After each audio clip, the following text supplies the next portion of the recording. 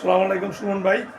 যে বর্তমানে এখন এই এলাকাতে কাউন্সিলর না থাকার কারণে পরিস্থিতি কি অবস্থায় আছে, আর আপনারা যুবদল থেকে কোন ধরনের কাউন্সিলর এলাকাতে আসলে? আমরা এই এলাকায় কাউন্সিলর না থাকা অবস্থায় অনেক কষ্টে আছি। কাউন্সিলর একটা যদি থাকে তাহলে আমাদের এলাকার জন্য খুব ভালো হতো, মানে এলাকার মানুষ অনেক হেল্প পেত। কাউন্সিলর না থাকা অবস্থায় আমাদের এখন জল অবস্থায় অনেক কাজ হচ্ছে না, অনেক লাইটিংয়ের কাজ হয় না, ওদেরকে ফোন দিলে ফোন পাই না।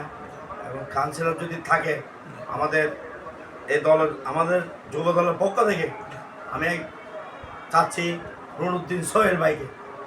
আমাদের নুরুদ্দিন সোহেল ভাই দলের খাঙ্গারি, উনি আমাদের দলের জন্য, আমাদের দলকর্মীদের জন্য যখন ছিল জেল জুলুম যারা খাটছিল, আমরা জেল জুলুম কাটছি, জেল জুলুম খাওয়ার পর থেকে উনি আমাদেরকে জেলের সব কিছু দেখাশোনা নুরুদ্দিন সোহেল ভাই থাকতো।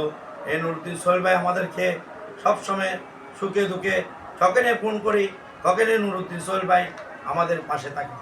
আর আমাদের একটা বক্তব্য, একটা আমাদের যুবদলের মহানগরের পথে আমার নানা ভাই একজন আছে, অনেকে আমরা মহানগর পথে অনেকেই দেখতে চাই।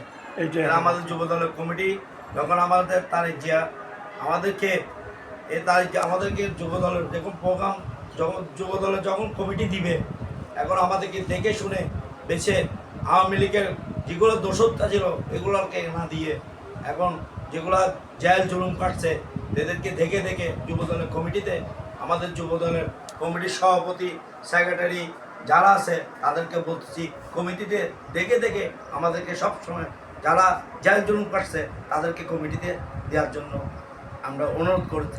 ধন্যবাদ।